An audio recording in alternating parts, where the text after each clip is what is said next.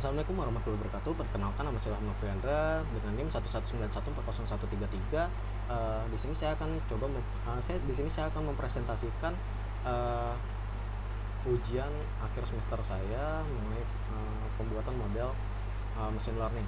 Di sini topik yang saya ambil adalah transportasi dengan judul yaitu pengelompokan daerah rawan kecelakaan di Sumatera Selatan pada tahun 2019 dan 2020 berdasarkan jumlah kecelakaan dan jumlah korban menggunakan metode K-means. Di sini link sumber data yang saya peroleh saya sertakan. Ini untuk tahun 2019 dan ini untuk tahun 2020.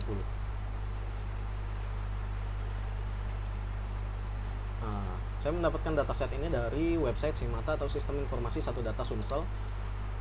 Kemudian langkah yang akan saya lakukan yaitu adalah data preprocessing. Di sini saya menggunakan beberapa library seperti Pandas, Scikit-learn, NumPy, Matplotlib, Math, dan lain-lain.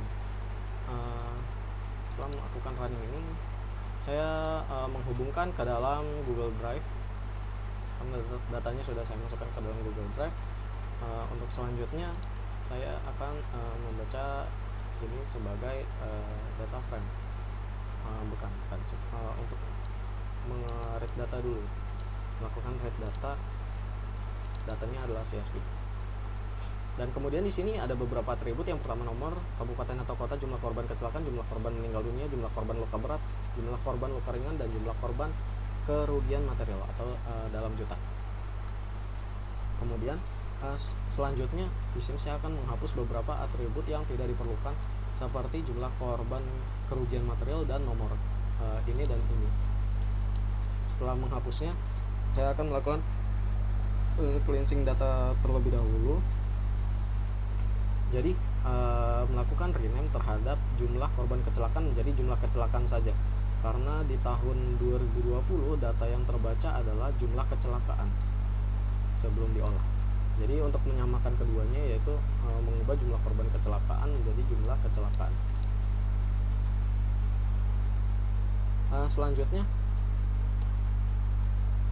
Selanjutnya yaitu adalah dengan melakukan replace terhadap jumlah kecelakaan menjadi jumlah kecelakaan, jumlah korban meninggal dunia.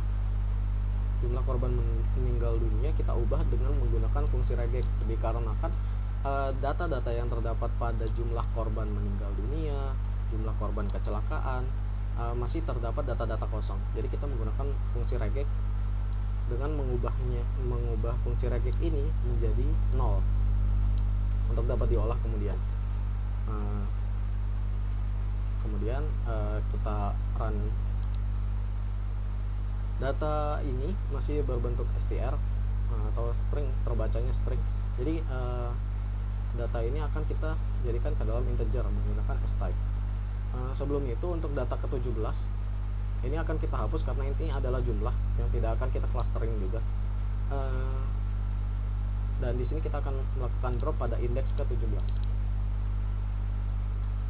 Running. Jumlah korban material, jumlah korban materialnya sudah kosong. Jadi kita melakukan run ini dulu, kemudian kita running kembali ini. Ya, setelah melakukan running, kita lakukan hal yang sama. Sebelum itu, di sini ada beberapa atribut yang akan kita jumlahkan, seperti jumlah korban meninggal dunia. Jumlah korban meninggal dunia, jumlah korban luka berat, dan jumlah korban luka ringan akan kita gabungkan menjadi jumlah korban saja. Jumlah korban. Dan di sini akan kita baca jumlah kabupaten atau kotanya, jumlah kecelakaan, dan jumlah korbannya. Ini hasil penjumlahan. Jumlah korban merupakan hasil penjumlahan dari jumlah korban meninggal dunia 20, luka berat 5, dan luka ringan 68, dan seterusnya. Setelah melakukan penjumlahan,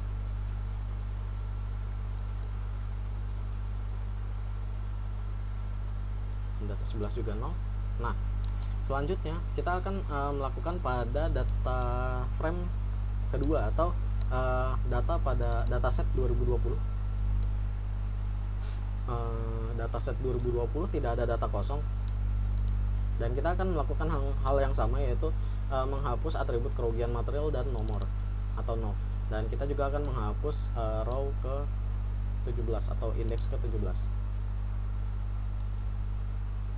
Kita run dulu ini, dan kita akan melakukan running juga terhadap data ini. Dan data ini sudah integer juga kita rubah. Dan sekarang data 2019 dan data 2020 bisa kita olah bersama. Untuk jumlah korban, data 2 juga kita akan jumlahkan juga korban luka ringan, korban meninggal dunia, luka berat, dan luka ringan. Setelah kita jumlahkan, kita masukkan dia ke dalam atribut baru, yaitu jumlah korban. Dan kita akan menampilkan jumlah korban, jumlah kecelakaan, dan kabupaten atau kotanya. Disimpan ke dalam DF 2020. Sedangkan yang tadi kita simpan dalam variabel DF19, DF 2019. Selanjutnya kita akan menggabungkan data frame ke data frame DF 2019 dan DF 2020 ke dalam variabel data frame. Untuk kabupaten atau kotanya kita ambil dari satu variabel saja, yaitu DF 2019, karena DF 2019 dan 2020 memiliki urutan yang sama juga, jadi kita hanya mengambil satu saja. Untuk jumlah kecelakaan dan jumlah korban kita jumlahkan pada DF 2019 dan 2020 dan kita simpan dalam data frame. Kemudian untuk jumlah korban juga kita simpan dalam data frame. Dan seperti ini hasil penjumlahan setelah dijumlahkan.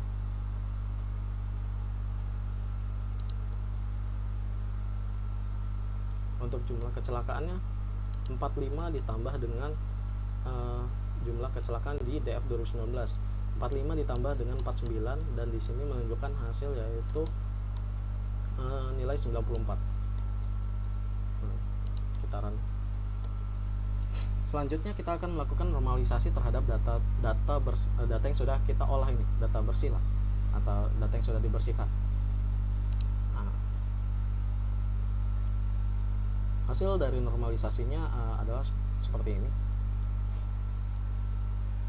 Untuk selanjutnya, di sini kita akan melakukan plotting data terhadap jumlah kecelakaan dan jumlah korban.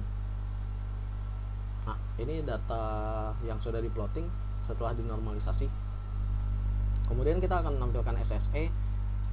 Kita akan menyimpan SSE atau sum of square error. Dan di sini elbow metodenya. Untuk sikunya di antara 2 atau 3. Di sini saya memilih yang ketiga ini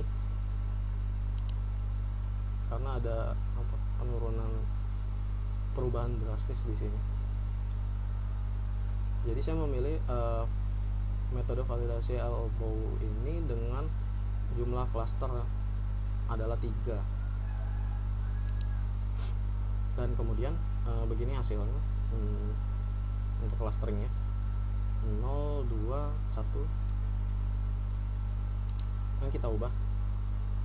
Untuk cluster pertama itu 0, untuk cluster kedua untuk indeks pertama clusternya 0, 2, dan di sini ada cluster 1.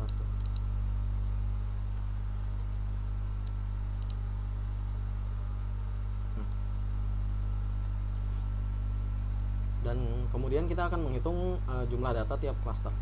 Jumlah data tiap clusternya. Untuk cluster 0 di sini berjumlah 9, untuk cluster 1 berjumlah 1, dan untuk cluster 2 itu berjumlah 7. Selanjutnya kita melakukan runtime terputus. Sebentar, runtime terputus.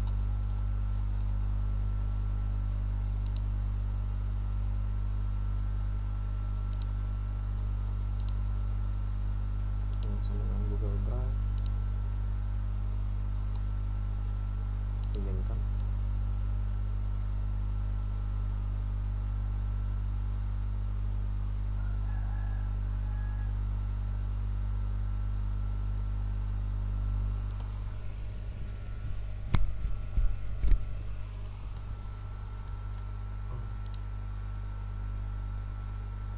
Selanjutnya tadi ini sudah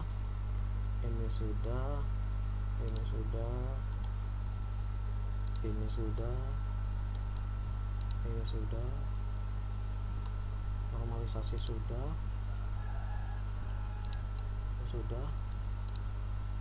menyimpan SSE, print SSE sudah, commit clustering. Di sini akan berubah lagi untuk urutannya 1, 2, dan 0. Baiklah, 1, 2, dan 0.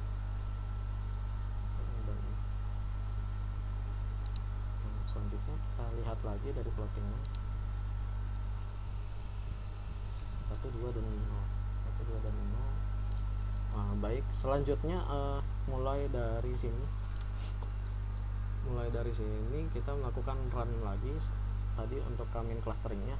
Jadi kita di sini mendapatkan cluster tiga cluster dari hasil pengujian elbow method. Kita memilih yang ini. Selanjutnya di sini sudah ada array untuk clusternya 1, 2, dan 0. Di sini 0.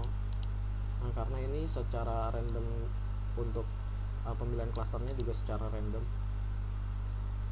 pembentukan clusternya. Nah, kemudian di sini kita akan menghitung jumlah data tiap cluster.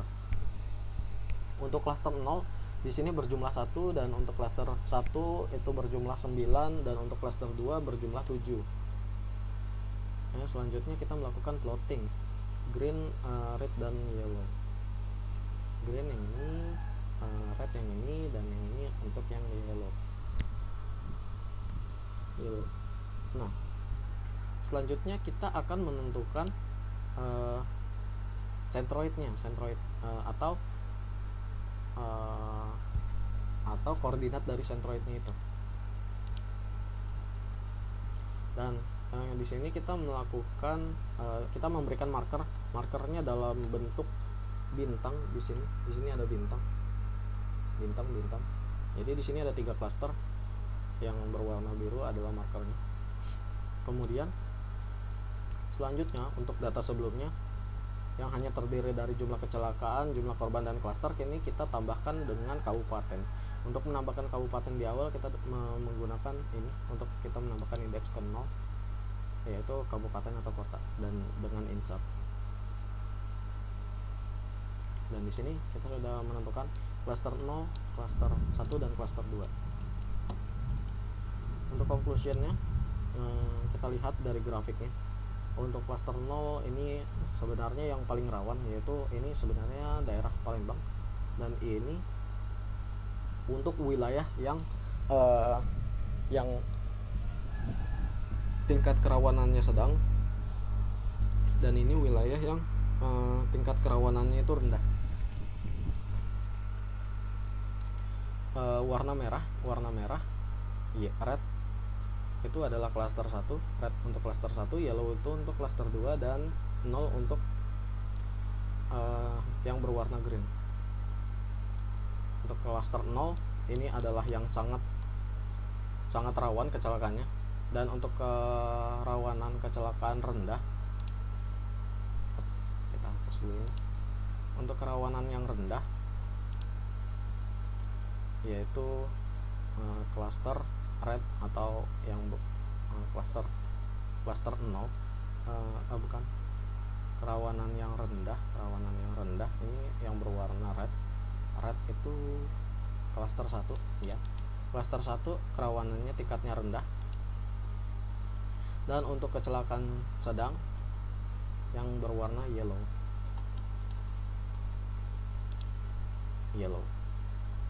Selanjutnya kita akan memasukkan tingkat dan kita apply fungsi ini. Kita apply conclusion ini, kemudian kita masukkan ke dalam atribut tingkat, dan kemudian kita menambahkan tingkat di sini. Kita lakukan running program kembali. 1, 2, dan untuk wilayah Palembang 0.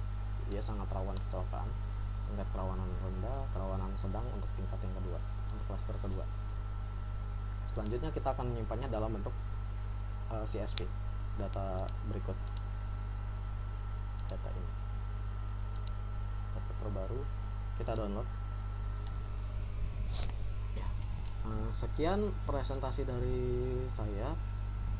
Bila ada ada kekurangan saya mohon maaf, pada Allah saya mohon ampun. Saya akhiri, wassalamualaikum warahmatullahi wabarakatuh.